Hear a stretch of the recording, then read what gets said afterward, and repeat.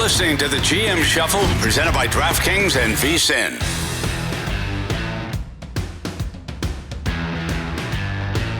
Okay, it's week 16 of the NFL, a new week. Of course, tonight you have the Broncos at the Chargers. That number opened 3 down to 2.5. Those two teams in the wild card in the AFC.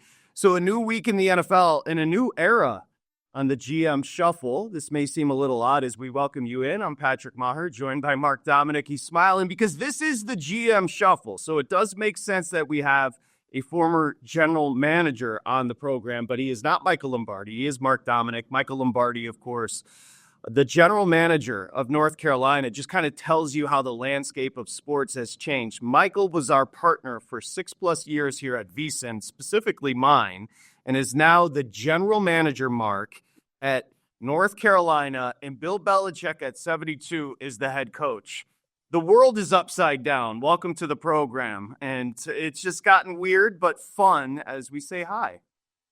Yeah, hi, Patrick, and nice to be on the show. And, exciting that to jump in the shoes. Obviously, I've known Mike Lombardi for a long time. I do agree. It's an amazing statement or amazing move in Chapel Hill to be able to put, Bill Belichick in there and Mike Lombardi with the amount of football background and expertise they have.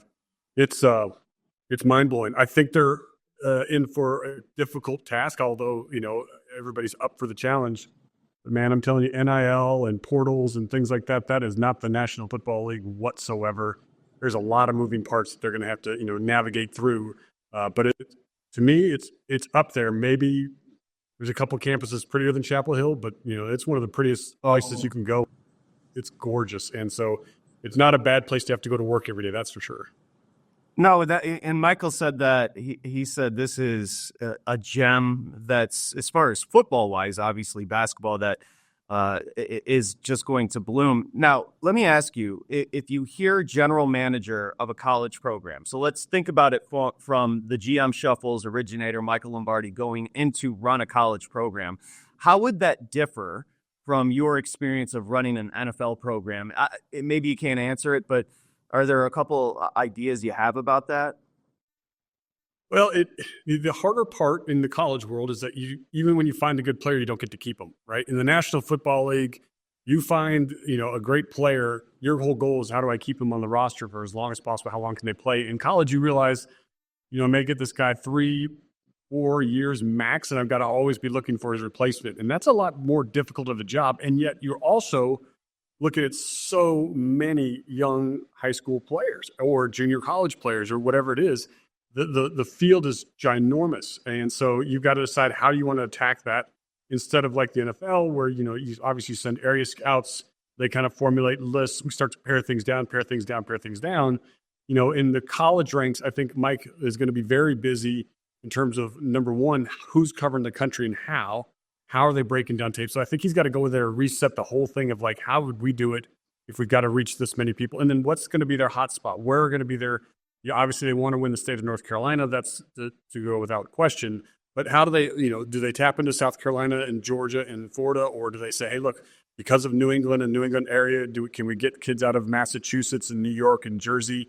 That kind of stuff where that's been Rutgers land, right? And I got to go compete against Shiano and getting those guys out. So that's really going to part of the trick that they have is like, what part of the country do they dive into? And where do they just say, look, kids at Oregon are going to go to Oregon. They're never coming all the way to North Carolina. Let's not even worry about worrying. So those are the unique things. And then I think it'll be interesting for Mike to see the difference from a athletic standpoint, from an ability standpoint. What does a 3-star versus a 4-star versus a 5-star recruit look like, right? And to start to build that Rolodex that we're so used to in the NFL of like, I got a sense of what a first rounder or a second rounder looks like. And so, this guy kind of reminds me of this guy.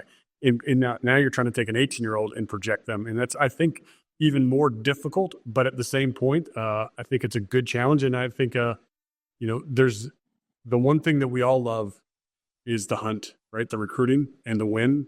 That's a great feeling. And that's an adrenaline rush. And you get to have that. So instead of just having that on draft day, I think Mike Lombardi is going to get to experience that a lot more. Some of the highs and some of the lows where you're in the living room and you're like, this kid's coming to North Carolina. And then 2 weeks later, he puts on a, NC State hat and you're like, what just happened?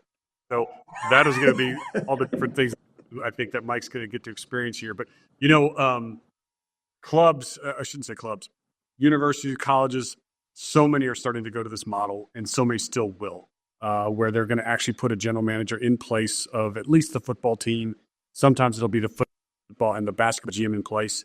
And, I hear more and more about that as we continue to, I think as schools navigate NIL and portal, that they're going to feel like they've got to be able to let the coaches have a little bit of a breathing room, because there's no stopping for a coach right now. Like, as soon as the coach used to have that little bit of free time, now it's stuck putting his nose into the portal trying to figure out which are the right players. Now you give that coach a little bit of time, have an experienced personnel person to come in there and say, hey, look, coach, we're good. I know we just lost this, DB, but I've got another one that's in the portal over here that, went to, Pittsburgh State University, and now he's coming to North Carolina. We're going to be covered. And that the coach can actually decompress a little bit and actually get away from the game like they used to have a chance to for a little bit. It sounds like a pain in the ass. Mark, I'm not going to lie. Like, you and I are doing a podcast. We're going to talk about the NFL coming up in a little bit. But Michael, he loves challenges. And this is his baby, this podcast. He did it for years. This is easy. He's going into something, the way you just explained it, that is going to be a lot. You're dealing with young men that potentially could flip on you. Belichick 72. You've been around the league for a long time. Let's talk about the Belichick perspective.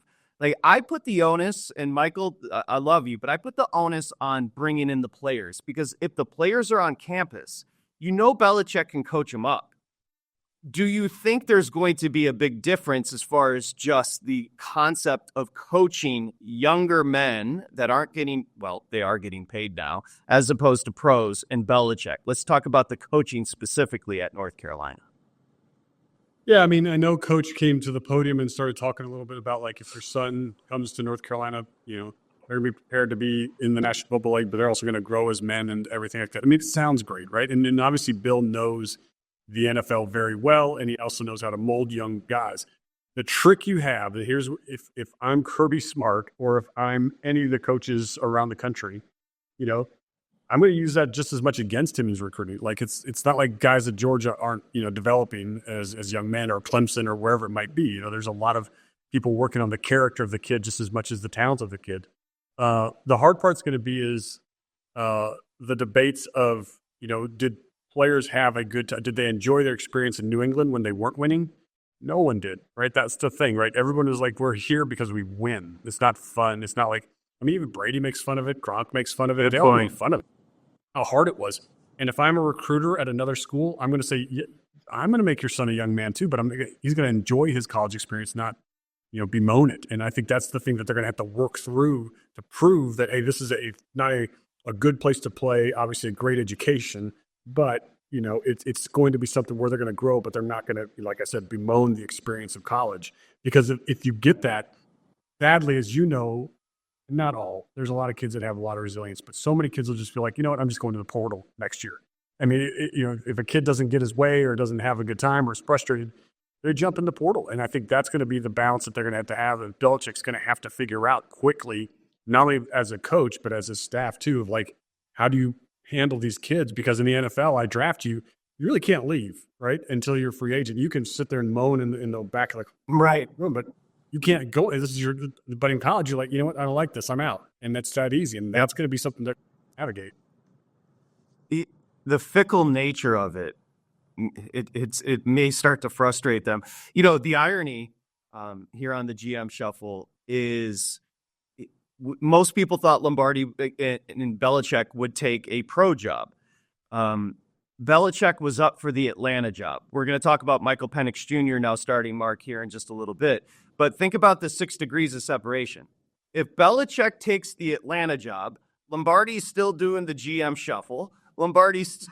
He's still, like, all the dominoes, because there was an internal struggle, which Michael has laid out clearly with the general manager and president and Arthur Blank in Atlanta. Raheem Morris ends up the coach, obviously, there with the Atlanta Falcons. And now Belichick is off to college. Like, it's just crazy how the dominoes can start to fall, and Atlanta finds themselves in a position which we should transition to, where Michael Penix Jr. has been named the starter. It feels Cousins was very, you would expect very professional with his statement after being benched.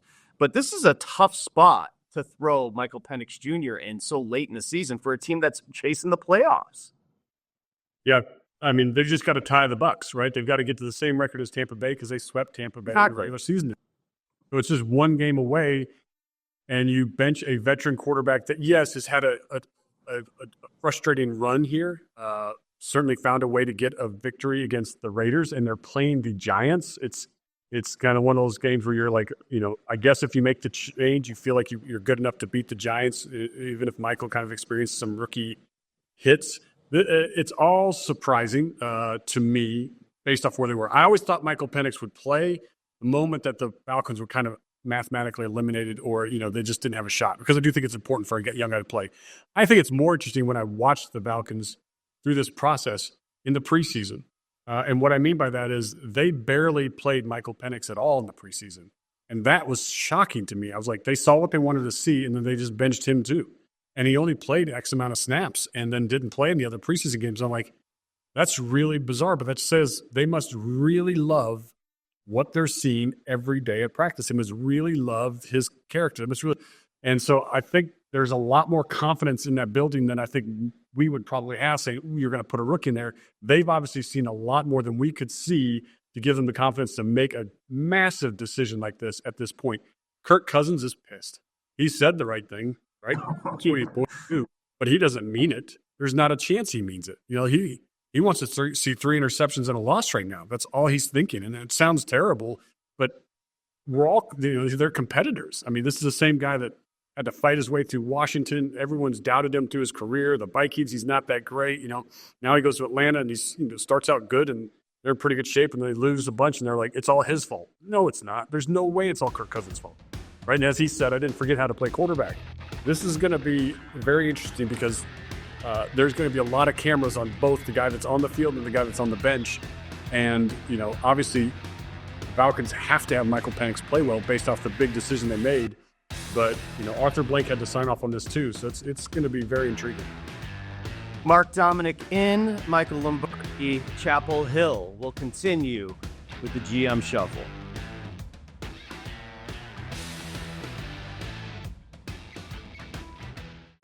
You're listening to the GM Shuffle, presented by DraftKings and VSiN.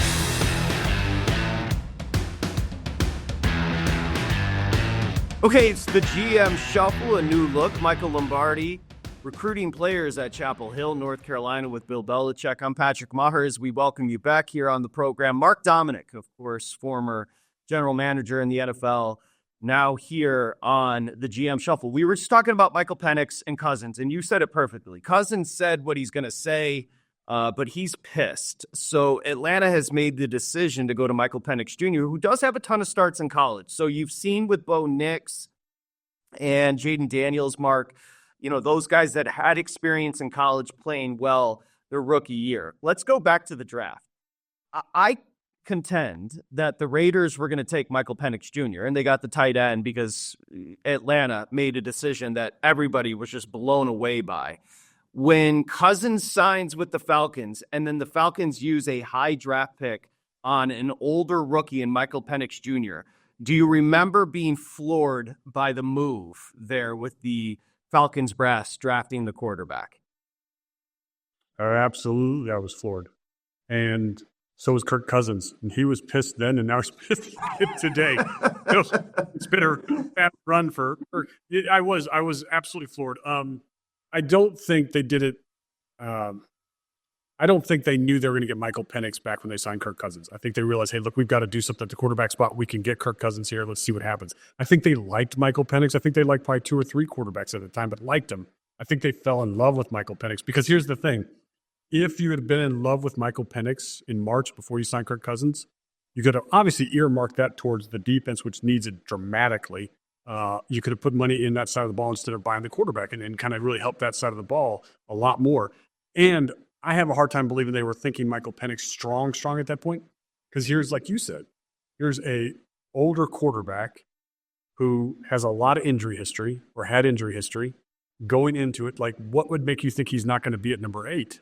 Like, I'd have had full confidence saying he'll be there because of the receivers, because of the offensive linemen, because of the other quarterbacks. Like, there's no way he's not there. I thought Brock Bowers was going to be off the board before Michael Penix was going to be off the board, in my personal opinion.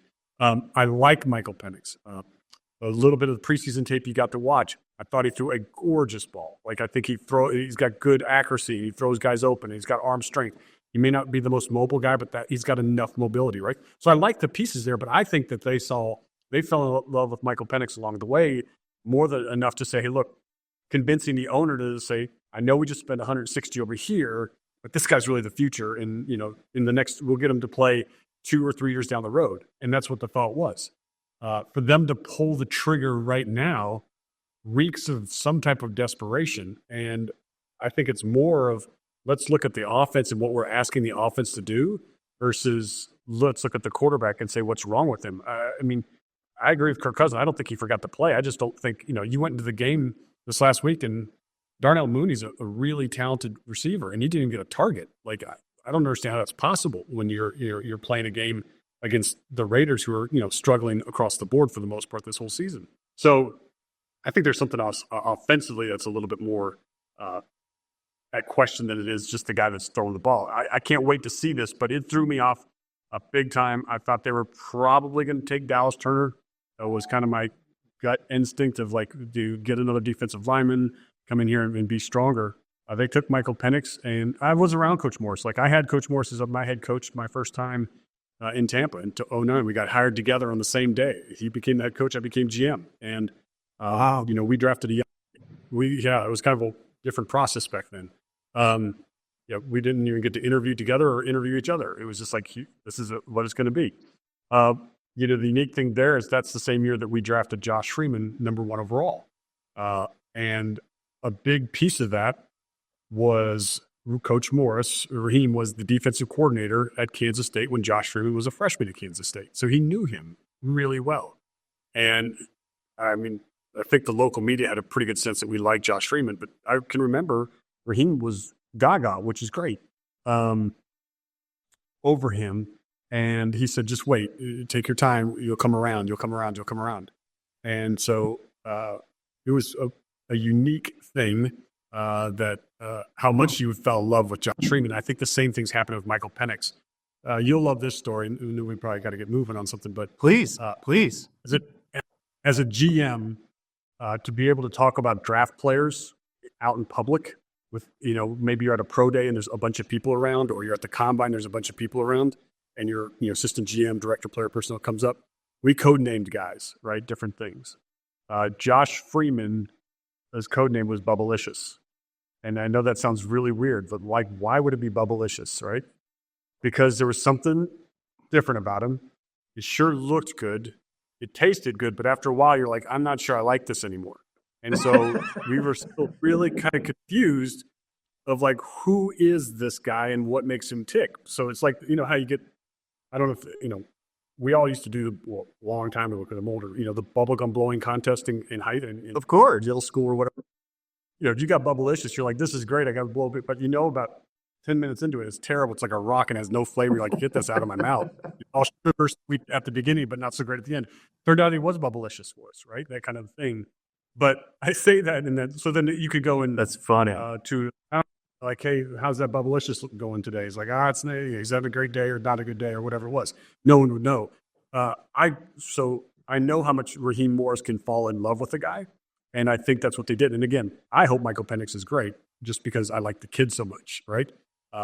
There's going to be a lot of pressure on him to go 7-7 and play the Giants, who are been terrible on a terrible losing streak. It looks like Drew Lock's going to be DeVito can't stay. Even when he gets a shot, he keeps getting cussed just getting to the stadium, it feels like. So you got, a great opportunity to win. But if you lose, it's a horrific first loss to the Giants, who've lost all these games in a row. You made the switch, and you just basically cost yourself the postseason. It is a massive decision internally to make this move. As easily as they did, I'm surprised how easily they did when they're 7-7 right now. That is a great. First off, thank you for the stories. Didn't you and Raheem win? What was it? 10 wins the first year as your general, and when you were the second year. Yeah. I know you guys hit year 2, right? Because you had a good draft. And Raheem, he must have been early 30s when you were the general manager, and you were young too. He must have been. He was young at that time. Yeah, when he got hired, he was 34. And when I got hired, I was 37. I was the youngest at that point. Howie Roseman wasn't hired yet. I think I was the youngest GM in the NFL history, and then Howie got hired, and he became the youngest GM. Now there are certainly guys that are younger than that. But, yeah, it was kind of a wild time for us both, kind of brand new, 34, 37, running a franchise. And we gutted the franchise, too. One of the things that was discussed, let's restart. And, man, we got so much experience out of that locker room, and it was too much. It killed it. Like, to lose a Kevin Carter and a Chris Hovan and a Joey Galloway and a Warwick Dunn and a Derek Brooks and it was just like you take all these guys out of your program, and now you rebuild. It was brutal first year, but it was a special year too. We had the youngest team in the league then. We went 10-6, but sadly, we lost a tough game against Detroit on a very suspect call in the end zone, in my opinion. I remember it. 10-6, and then we lost the tiebreaker, so we didn't make the postseason. So it was very, very crushing. With Freeman, you don't have to go too much into it. It did feel like, because he was like the original Anthony Richardson in a way, like the frame and just the size and the arm strength. I mean, but it seemed to be more up here. And what's ironic is we're talking about the Atlanta Falcons, and they're battling in division with the Tampa Bay Buccaneers, and a guy that had a lot of questions about, his mentality. Baker Mayfield, the former number 1 overall pick, like, he's not going to win the MVP. But Mark, he is playing awesome ball, and the Bucs, they beat in Philadelphia, they beat in Detroit at Detroit. Like, it's fascinating. We're talking about Freeman, who you guys drafted, and then now talking about somebody like a Baker who's had such a resurgence and kind of reformed his career. Yeah, he's got such a confidence to him, right? Kind of an edgy confidence, ticked off a little bit. I think that's been the difference. And then you saw, like, I don't know if you ever saw the undercover thing. It was pretty funny. Like, he was like Baker Mayfield undercover talking to like season ticket holders, and they're like, "What about this Baker Mayfield guy?" But it shows you that he can take himself to that level too. But I think it's kind of like no one believes in us, no one believes in me, no one believes in us, and he's put that through the locker room, and it's been infectious for them. And they battled their injuries too, with Mike Evans being off and on, Chris Godwin. But one of the big pieces that I thought Jason Light, as good as it has been to get Baker Mayfield there, is, the Bucky Irvin, their running back that they drafted in, I think it was the 4th round, has been a tremendous pickup for this offense. I mean, now with Rasheed White, they can run the ball, they can both catch the ball. He is a good football player, and I think it gives them much more dimension that they've had before, like where you're kind of a little bit more one-dimensional, kind of that kind of thing. Now they've really got a good running game going. And I think that's such a huge hidden piece. And now they got Michael Evans looking like he's back to, having a chance to get that 1,000-yard season once again, which is incredible. I just think they've all got that little bit of an edge, like no one thought we could do it. And they got through their rough patch of their schedule. But then when I saw them coming out of the bye, you started looking down the stretch, you're like, this team could still win the division. And they should, unless something, dramatic. This is the NFL, right? I mean, you can have a game and have 3 turnovers, and it's not even one from the quarterback. You just don't know what's going to happen. But, they should win this division. I think they'll be a tough out in the first round of the postseason. I think Tampa's good. I don't see them as being a deep run in the postseason, but, if you can get the ticket, as you got a shot. And, the way they're playing right now and getting healthier and healthier and getting guys back on the field, I think that's a huge thing for Tampa Bay and where they sit today. It's almost like Baker went to Sean McVay rehab. Remember when he flew in on like a Tuesday and played the Raiders on a Thursday? And McVay was like just talking him through his earpiece, and they won the game, and Baker played well. And it's almost like that was the resurgence. Do you remember the game I'm talking about when they signed him and he played him and they won a game? Yeah, I do. And I do think, we're seeing that offense, obviously it's close to what Shanahan does. They're really good friends, those two, McVay and Shanahan. They were both in our building in Tampa Bay under John Gruden. I mean, McVay was picking up coffee for John Gruden and making copies for anybody that would ask him to help. I mean, he was that eager guy. Those offenses, why, like, you're trying to get anybody there. That's why Daniel Jones is on the practice squad of the Minnesota Vikings, because he wants to be in the Kevin O'Connell offense, the McVay, the Shanahan offense. It's a huge piece to restore confidence, and you're going to see more and more people want to do that when things go right. Week 16, the NFL, we continue with Mark Dominik, GM Shuffle.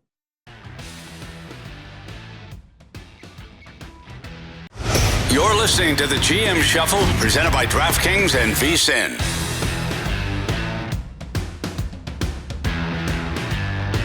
Okay, GM Shuffle. I'm Patrick Meagher. Mark Dominik, former NFL general manager here. Michael Lombardi, recruiting kids in Chapel Hill as we welcome you back. Week 16 of the NFL, so Denver at the Chargers. Actually, an interesting move off the key number of 3. The Chargers were 3. It's down to 2.5. Bo Nix, the rookie, has been great on the road. And I want to go there with the rookie quarterbacks with you, Mark, because the forthcoming draft with Cam Ward and Shedeur Sanders, it's not a great quarterback draft. But what we're watching this year in 2024, let's go through some of this.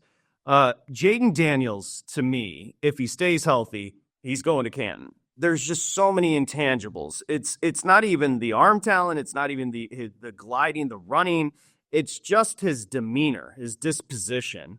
Let's start there with Jaden Daniels. Now, a little bit older, a ton of starts in college, got better, went to LSU better. Kingsbury certainly took a little bit to open up the offense. But what's your early take on Jaden Daniels in his first year? Well, I think it's been, as you said, it's been awesome. I was asked prior to the start of the season who was my MVP, rookie MVP. It was going to be Jaden Daniels. I liked him better. It's easy to say now. Everybody's going to be like, well, sure you did. But I've got it posted, man. You can go and listen to it. You can watch it. I thought Jaden Daniels was going to be better than Caleb Williams because I thought he was a better player. I thought he had to do more at LSU, and I loved the way he did things. And I think they told you that, right? If you started to listen in the summer, there was Cliff Kingsbury out there saying, this guy works so hard. He's going to deserve – and it's the same Cliff Kingsbury that killed Kyler Murray, right? It was like the frustrating thing for Kyler Murray was he wasn't putting the time in. And so that's why they put the crazy clause in the contract, like no video game or whatever it was. And then they removed it because they realized how insulting it looked across the board that you're going to give a guy $50 million, but you have to win to practice. Cliff Kingsbury came out early in this one and said, this guy works his tail off. And in my mind, as soon as I heard that, and this was again prior to the preseason, this was in the summer, I'm like, he's going to have every veteran, and he's good with the veterans because the veterans are going to respect the heck out of that. He's obviously going to, get the young guys to march along the rookie campaign, and he should have really good success because he's got everything from a great kid to the athleticism to the brain to sit there and say he knows how to process and get the ball out of his hand. So I don't think it's a huge surprise. I think the bigger surprise is the victory total is the big surprise. But to sit there and say I thought Jaden Daniels might struggle more. No, I didn't think he would be able to take this team where I thought the roster was okay and get them to a playoff contender. I didn't see that coming, but I did see the production, and I did think he was going to be Offensive Rookie of the Year, and I think he will be. And I think it's not a short-term process. I think this is a problem for the NFC East for years to come. I have a joke going, if I had a daughter, I'd want her to marry Jaden Daniels because every time I see him interviewed, it's almost just like this perfect, he's just so calm and collected. It's what you want. And then on the other side, Caleb Williams, I think he's being unfairly crushed for his, leaning over on the bench after getting, who knows what was going on. But we should talk about the quarterback. Mark, a million times more about football. I've never seen a worse offensive game plan or pass protection schemes than what Caleb Williams was dealing with that offensive coordinator. I don't know who the dude is. The rhythm of the game that he called was gross. So I think Caleb was up against it scheme-wise to begin. But if I'm being fair, I haven't seen the progression from Caleb. It seems like he holds on to the ball too long. Let me get your take prior to the draft and what you've seen from Caleb since. Yeah, so my pause prior to the draft on Caleb Williams was, I don't care if you don't work out of the combine. If you want to do whatever, you can do you however you want to do you. So some of that rubbed me, though, just a little bit wrong. You don't have to be above everything, right? I know you're Caleb Williams. I know you're expected to go number one and all this good stuff. But what I felt was, here's a guy that thinks it's going to be easy. And that is the scariest thing I can tell you in the National Football League is if a guy walks in the league and thinks this is going to be easy, he's in for a massively rude awakening, especially at the position we're talking about, that quarterback. And he came across as that. And then the Bears still make the move and they draft him. And I understood the Bears had to take a quarterback. I get it. Then he starts to talk himself like he'll be like a Michael Jordan in Chicago. No one should ever say that. I mean, it gives me goosebumps to even try to compare yourself to Michael Jordan. That's ridiculous. That means you have no awareness at all, not only of what that means or who Michael Jordan really was, or whatever. He's like the greatest of the greats. Like, Caleb, you just want to go in there and see if you guys can win some games. Don't start doing. So again, it came back and it said, okay, wait, that's that whole thing of this is easier than I think it's going to be. I'm going to be that great. I'm going to be Michael Jordan-esque. It's like, what are you talking about? Like, there's no way. So then you go in the preseason, and what does he do? He's struggling with completion percentage. He's struggling, and it's getting the ball out. And you even saw this last week where, the ball, the timing with some of the plays wasn't on par with where it needs to be, and Keenan Allen and him were trying to get on page. Never seemed like they could get, obviously they did connect once for a touchdown, but they never really connected the way you think, and the ball's not where it wants to be.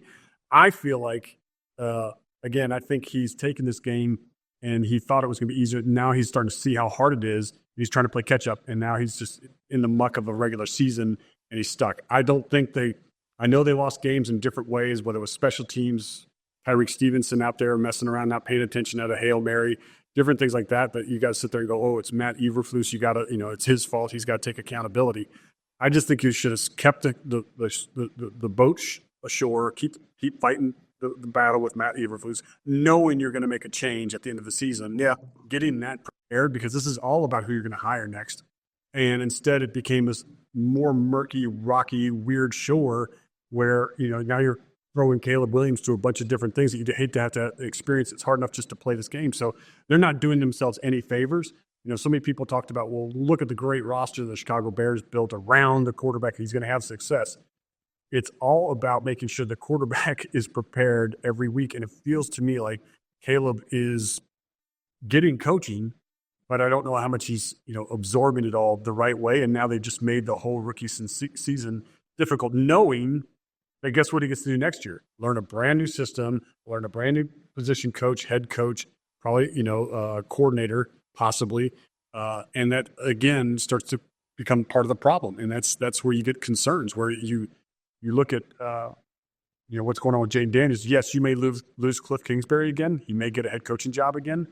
But at least you have the system in place that that you're going to, Dan Quinn's smart enough to know, I'm not going to rechange the whole system for this kid because it's working, and I'll make sure somebody on my staff is ready to go. That's Dan Quinn's number one job, as well as, the general manager. He's got his little pocket list in his drawer of new OCs that understand exactly what we're doing here.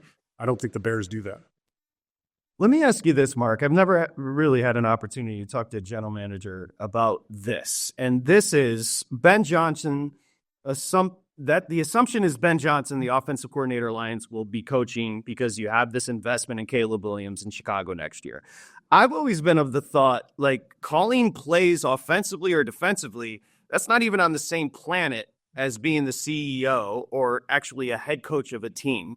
Can you give me your take on that? Like, the idea that Johnson is just, the option one because he calls great plays, but we don't know a ton about his personality. Can you kind of walk through that discerning part as a general manager? Yeah, the big thing you'd have to do on Ben or anybody else that's going to be a head coach is, how many times did he get the floor in front of the team during the regular season? Like, how many times did Ben address his offensive unit alone without Coach Campbell up there kind of walking around or being in the same spot? And how did the players react to it? You got to really do a lot of boots on the ground in terms of the players on that staff or on that roster to kind of get who do we know to know who to say what's the respect level of it, or is it all Coach Campbell and everybody's just hoorah behind him? And I think you bring up a great point. If you hire, a guy that's never been a head coach before, which is, everybody has to get their first shot at some point. You've got to really think about who the coordinators are going to be at the other two spots, special teams and defense, right? Because that's really, can I just put those in a box and say, hey, look, Vic Fangio, you've got that. I don't have to think about this anymore because I know you can handle that. Right. Or is there a young like that I think could be a really good guy, but it's never been a head coach, and so now we're kind of fighting through this together. That's a really delicate thing you have to think through as a GM as you go through the coaching search process to say, what's the staff going to look like, and what's the reality of getting that staff put together? Because there are so many distractions, right? When you become a first-time head coach, you do have to deal with, the quality control coach feels like they need a $15,000 pay raise, and they're frustrated. And they're coming in, and they're like, "Come on in here," or your coordinator. We stopped your coordinator from leaving, and now he's mad, or he's got this attitude towards it, and he's like, "I got to deal with that." Before you were just like, "Yeah, coach is taking care of that. I'm working on this play. I got the perfect third down call. I love this one for 3rd and 7." Now you're not being able to focus on that, let alone the daily interaction you have with the GM in terms of like the roster, the health of the team. As a coordinator, you're thinking about that stuff, but you're not down there talking to the trainer or going there talking to the. So to be able to manage all those things are things you have to decide. So if you grab an offensive guy, I think you've got to or a defensive guy, but you've got to decide who's going to be on the other side of the ball and who can handle special teams, knowing I can just take that off my plate. I don't have to sit there and think about what's the kicker learning, or is this a first-time special teams coordinator? I'm a bigger believer now, having been through the process, and I think, I'm a defensive fundamentalist at heart. I think it's almost more imperative to hire an offensive head coach than it is a defensive head coach. And I know Campbell, but because the systems are so important, because the quarterback's so important, if you can get that right, you get the Andy Reid effect, and that's a beautiful thing. I think that's so important. I also think that we still don't look at special teams coordinators enough for head coaches in the National Football League, because they actually have to manage a roster more than anybody does, because they got to figure out who's on my punt team, who's the backup on the punt team, who are the non-touchables, who can I get over here because I couldn't dress this guy, so now I got to figure out. They manage a roster more than an offensive or defensive coordinator do, and I think that's why Harbaugh has had so much success, because he understood how do you manage a roster and how do you work with the GM to do that. He used to have to do that way as the special teams coordinator. So I would be looking at those two areas the most before I think defense, especially if I've got a young quarterback that, like a Caleb Williams, where I think the Bears, regardless if there's a great defensive coordinator or not, the Bears would be doing a disservice if it's not an offensive coordinator that becomes head coach, because it's all about Caleb Williams right now. That is the best breakdown I've heard of potentially hiring a head coach. Mark Dominik, GM Shuffle. I'm Patrick Meagher. We'll continue. Got another segment here. We're going to get to Week 16 as, remember, we have Saturday football as the playoffs kind of crystallize here in the NFL. We continue. This is the GM Shuffle.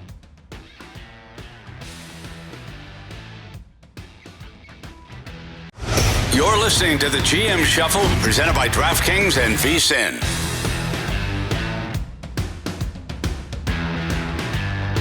GM Shuffle. I'm Patrick Meagher. We welcome you back. Of course, Mark Dominik, Michael Lombardi. He's hanging out in Chapel Hill with Bill Belichick, recruiting players, general manager.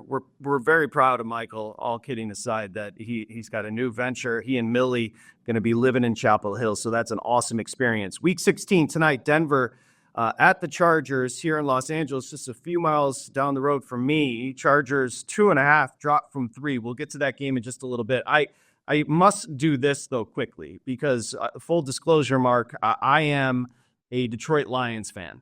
And that was a fun, cute season, but it's over.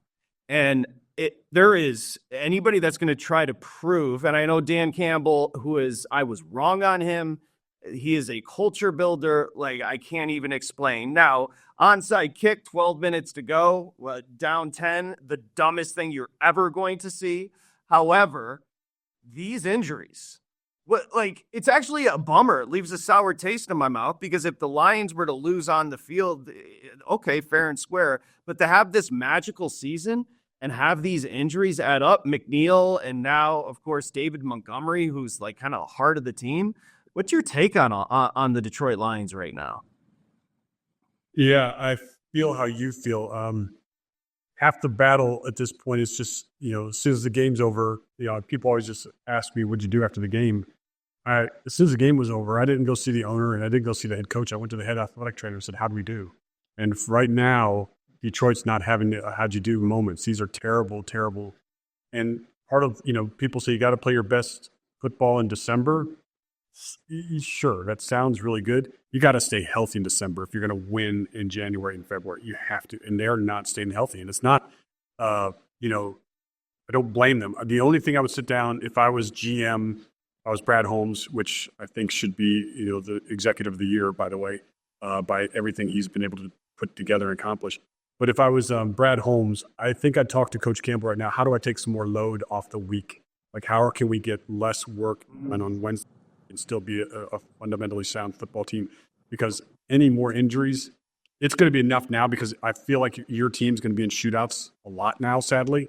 And you're going to win some of those, but you're going to lose some of those, right, as you just felt. But to go to the postseason thinking you got to win a shootout every week is really hard. And it's a bad spot to be in. Aleem McNeil, I'm happy he got his contract, extension for the player's perspective. But he is such a load and such a problem player. Oh, he's been like years. It's not like he just burst on the scenes. Like, who is this guy? If you're a Lions fan, you've known who Aleem McNeil is for a couple of years now. And you know that you've seen him getting better and better and better. And so did Detroit, and that's why they paid him. But this is a massive loss. I mean, Carlton Davis is certainly lost because, candidly, Terran Arnold has not played that well, in my opinion. No, as I've watched, I agree.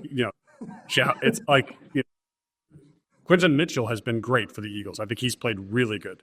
But Terran Arnold has not played as well as I think most people thought. I do think that's probably why he slipped in the draft a little bit more than we probably thought. We're like, I can't believe he was there. Well, now maybe we kind of got a sense of that. But I'm hoping his offseason is important. But that's the blows. The secondary now takes another shot. Safeties are exceptional, right? I mean, that's as good as you could ask to have those guys back there, in my opinion.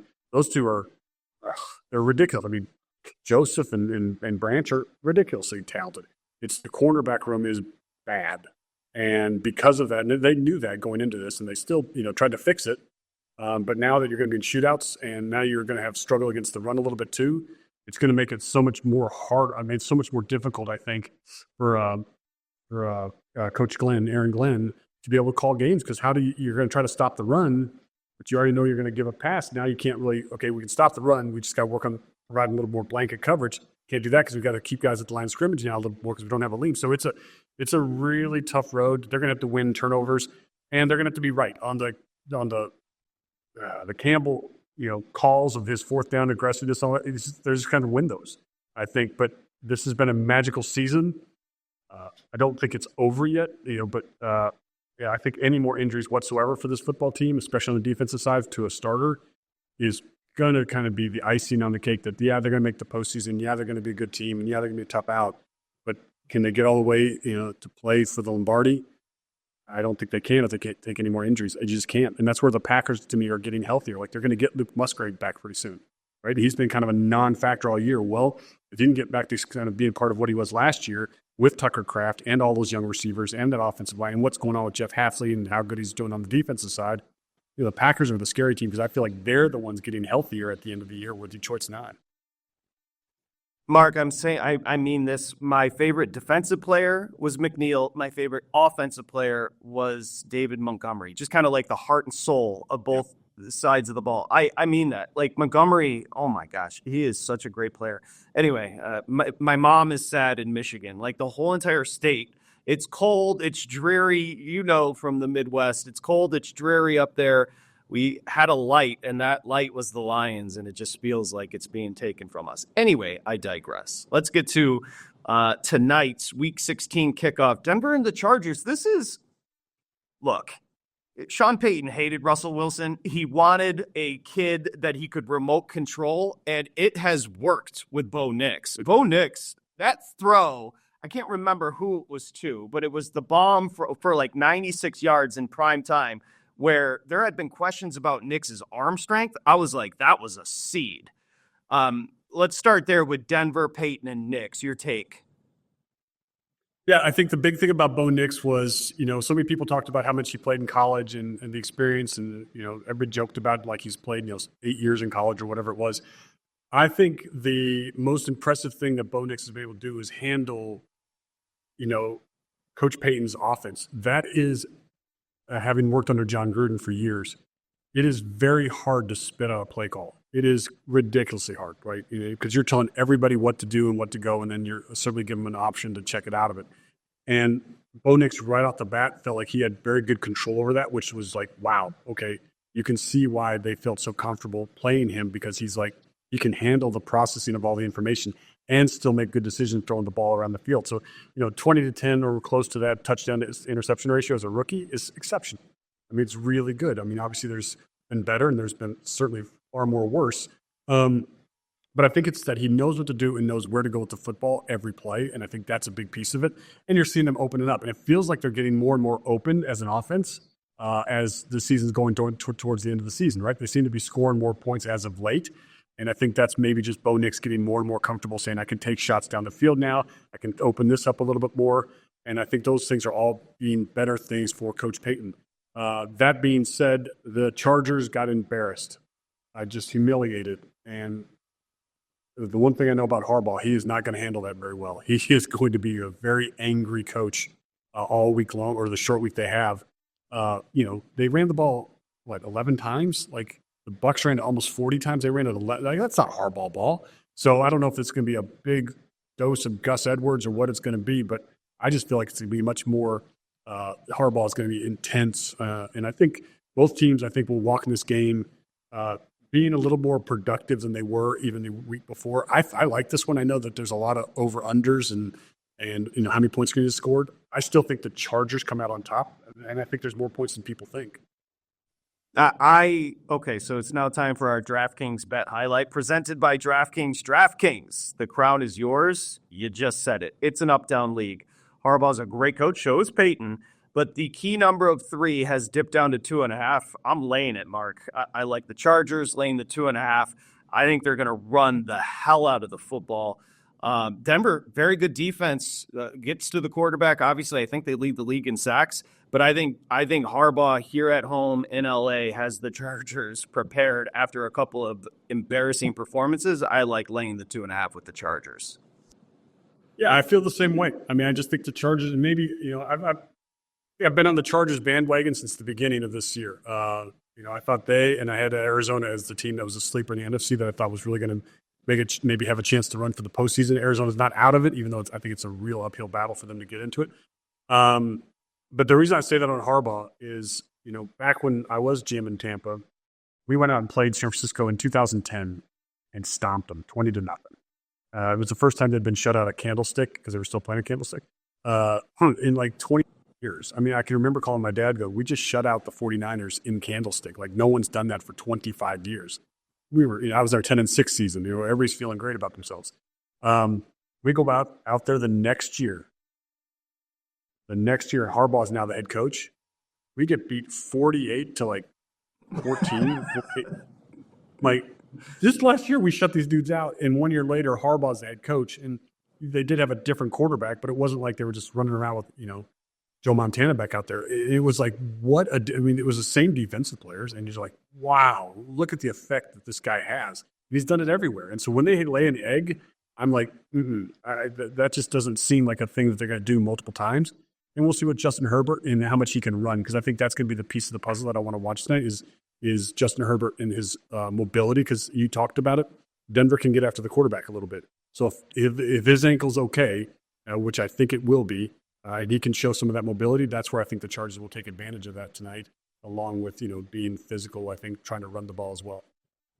The moral of the story is Harbaugh doesn't forget. See, I think because he's kind of weird and eccentric and is odd that people don't think he's competitive. Dude, that dude is dialed up. He's a super weird guy, but he is super competitive. He'll literally rush. He'll try to beat you to see who can turn the light switch in a room first. Who's going to get to the light switch? He's that competitive. That's why he was captain comeback. Everything in his bone is compete. And so what happened against the Bucs is everything anti what he's like. And I guarantee you that flight was miserable for him and people around him on the way home. The best team in football, we've got 30 seconds here. The best team in football right now on December 19th is whom? I still think it's the Buffalo Bills. As good as Kansas City has been, I just think the Buffalo Bills are kind of on that same special path that you talked about with Detroit, but they're also trying to, get themselves back to full strength. And I think, this is without Amari Cooper making an impact, and I think when Amari Cooper starts to continue to have a chance to make more of an impact, I think that's going to even be a bigger piece. They're just so dynamic. Kansas City's certainly finding ways to win, but I think that's very dangerous as it gets down line. Do I think things even out at some point for Kansas City? You just can't have that many lucky wins or lucky breaks and not think it doesn't traverse the other way at some point. So I'm going Buffalo Bills right now. What a debut. Mark Dominik, great job. GM Shuffle, and we'll see you on Monday right here on the program.